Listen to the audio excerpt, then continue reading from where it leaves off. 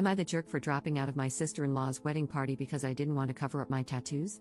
Posted by you/dependent laugh 4765. I, 25F, was set to be a bridesmaid for my sister-in-law, 31F, for her upcoming wedding. My sister-in-law can be a control freak and has a tendency to set expectations that are sometimes pretty unrealistic or inconsiderate.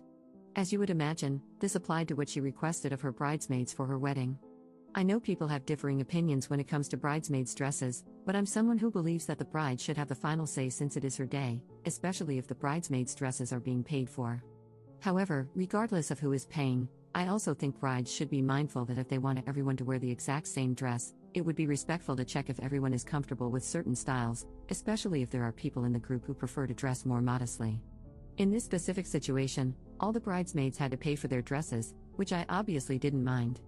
Here's the thing, my sister-in-law asked her 3 closest friends first and had already decided on the dress for everyone to wear before she asked me. I had no expectation that she would ask me, so I had no input on what they picked.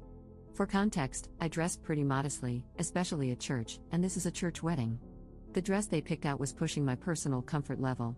It was a lilac chiffon, one-shoulder, floor-length dress with a slit that goes way above the knee, basically up to where most of my upper thigh would be exposed. I didn't want to make a big deal about it because they had already decided, and since it's what my sister-in-law really wanted, I kept my concerns to myself. I low-key wish we had all decided together, especially since 3 more people, including myself, were asked to be bridesmaids after the initial decision. Even though the dress wasn't within my modesty standards, I still decided to go along with it because I didn't want drama and just wanted to make her happy. My plan was to change after the festivities during the reception, which a couple of other bridesmaids had also planned to do, and my sister-in-law didn't mind. I thought things were going to be okay until my sister-in-law told me last week that she didn't want my tattoos to be noticeable and wanted them covered because it would be inappropriate for the church and the pictures. I have tattoos on my wrists, shoulders, and back. The tattoos on my shoulders and back are not small, they're very noticeable with the dress that was chosen. She told me she'd been concerned about them showing because of the dress. Keep in mind, she knows about my tattoos, and the dress was still chosen knowing they would show. I was annoyed, but since I had already paid for the dress, I asked if I could wear a shawl. She said no because she didn't want me to stand out from the rest of the group, especially since I'm not the maid of honor. She then suggested a foundation product to cover my tattoos, which costs around $40 to $50. I'm not going to spend that much on a product I'll never use again, and there's a chance it could get on the dress and make a mess. I told her I didn't think it was fair to expect this when she already knew I had tattoos and still chose a dress that would leave them visible. If she had a problem with my tattoos, why pick something without sleeves or ask me to be a bridesmaid in the first place? She said I was being unfair and that it was her day, and all she was asking was for me to accommodate her because it wouldn't look good for a Catholic wedding. When she said that, I got mad. It's always the people who start with the religious guilt who don't even follow their faith and are quick to judge. My sister-in-law has done and continues to do things that wouldn't be considered acceptable for a practicing Catholic, but I've never judged her because I have a past too and still struggle. For her to say it wouldn't be appropriate for a Catholic wedding felt hypocritical and made me feel like I was somehow going to make the ceremony unholy just because of my tattoos. I got my tattoos during a time when I had walked away from my faith, but I've come back to it and am pretty devout now, despite my struggles and shortcomings. For her to accuse me of being unaccommodating was beyond me because she already knows how I dress now, especially in a church setting. I even cover my hair at church. Still, I pushed aside my convictions and preferences to wear this dress for her because I wanted to keep the peace and avoid making a fuss. When I told her all of this, she started making comments about how I was being selfish for not using the foundation.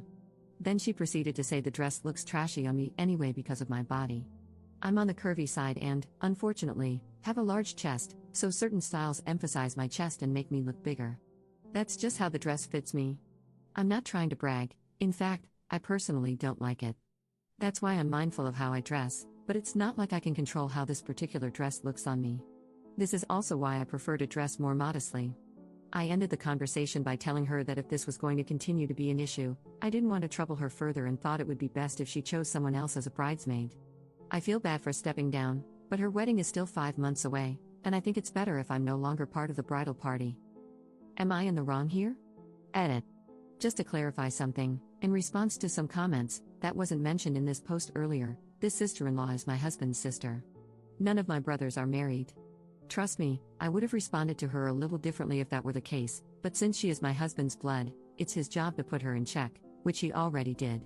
I can totally make another post to share what happened in that conversation between the two of them, but I'm not sure if I want to because it's a lot to unpack. Thank you for the comments, they've definitely made me feel better about my decision instead of feeling bad.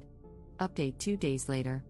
I was debating whether or not to post this, but since a decent number of you asked and wanted to know, I decided I might as well spill the tea for all of you equally chismoso people like myself. Before I dive into my husband confronting her, I should provide some background on my overall experience with my relationship with my sister-in-law. In the beginning of my initial post, I talked about how she has a tendency to be controlling and to set very unrealistic expectations that influence the way she treats other people. Let me make one thing clear, she and I were very close at one point, or so I thought. I treated her like my own older sister, she has even seen me at some of my worst moments since I've been with her brother. But even then, I knew about her toxic behaviors. Part of me always prayed she would grow and do better with time. Almost 7 years later, and she proves me wrong every time. In the years I've known her, I've noticed how she prides herself on being the favorite child among her, my husband, and their brother.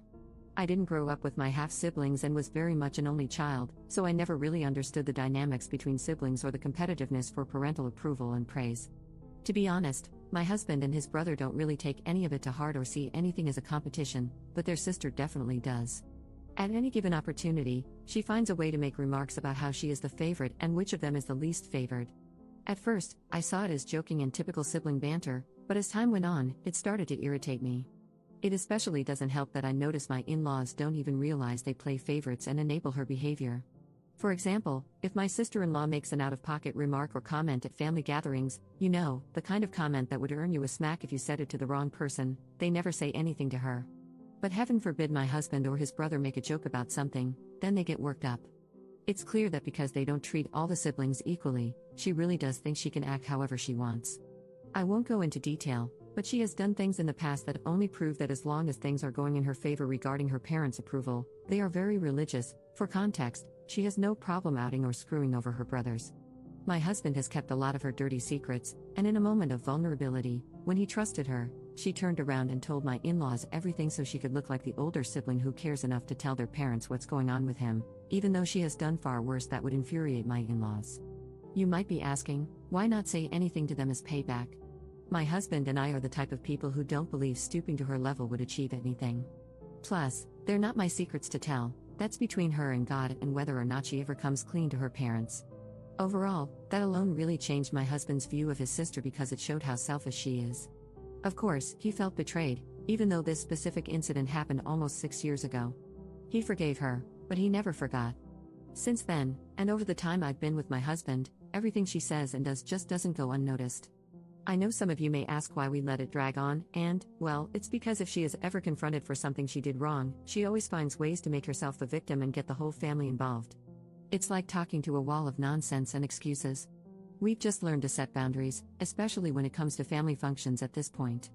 My sister-in-law sees through her nonsense but doesn't exhaust himself confronting her because my mother-in-law is overprotective of her, even though she knows her daughter can act very inappropriately. From what I see, my mother-in-law gets like that because my sister-in-law has run away and temporarily cut ties with them when things don't go her way. I get that she wouldn't want a strained relationship with her daughter, but still. So, imagine how angry my husband is. He's already been holding in his frustrations with his sister and is fed up with how passive his parents have become when it comes to her. Well, when he confronted her via FaceTime, he obviously came to my defense and told her she was being unreasonable and unfair. He cussed her out because she kept making all kinds of excuses, and he basically handed her tail back to her. He didn't just stop with the wedding situation. He called her out on everything, including something else she said about me to other family members that we weren't made aware of until a few hours before he called her. Turns out, she was going around talking about the whole dress and tattoo situation and about me dropping out of the bridal party to some family members, one of whom recorded what she said and sent it to my husband. Then, she went off on a tangent, saying that my husband could do so much better than me and that she feels so sorry for her baby brother because I'm lazy and won't help him financially, basically referring to the fact that my husband is supporting us while I'm in school full-time. Keep in mind, I'm in medical school. Working part-time is not even an option for most med students. My husband went off on her about that and asked why our marriage and the decisions we make bother her so much that she felt the need to bring it up. My husband is traditional and believes that as a man, he should provide, regardless of whether or not I choose to work. He decided he wanted to support us so I can follow my dream of pursuing medicine, and that bothers her enough to downplay me as a lazy freeloader, even though my career will eventually provide us with more stability. Regardless of how anyone looks at it, I don't know what her issues are, but targeting me just doesn't make any sense. After 30 minutes of yelling and listening to her fake crying and non-apology excuses, my husband told her that since her wedding day is a family event, he'll still participate out of obligation and I will attend as a guest, but she should consider this the last time we will ever be involved in anything concerning her. We're only planning to stay for the wedding mass and leave right after dinner, free food, I don't care. That's all. I know some of you are thinking, why still attend? But my husband is good friends with her fiancé and is a groomsman, so it wouldn't feel right to drop out on him just because my sister-in-law is crazy. However, my husband gave her an ultimatum: if she pulls similar crap again between now and the wedding, we won't go at all. Going forward after the wedding, or if she decides to open her mouth again, my husband has decided we won't contact or see them anymore. This will be easy since they'll be moving to a different state. I'm counting down the days, lol. If there's one thing I want to make clear at the end of this post, it's that I don't wish her any harm, nor do I hate her. I forgive her, however, for my mental and emotional health, I will not maintain a relationship with her of any kind going forward. I genuinely pray she grows, learns from all of this, and makes better choices if she has kids one day. I also hope she reflects on whether this toxicity was worth losing a relationship with her brother.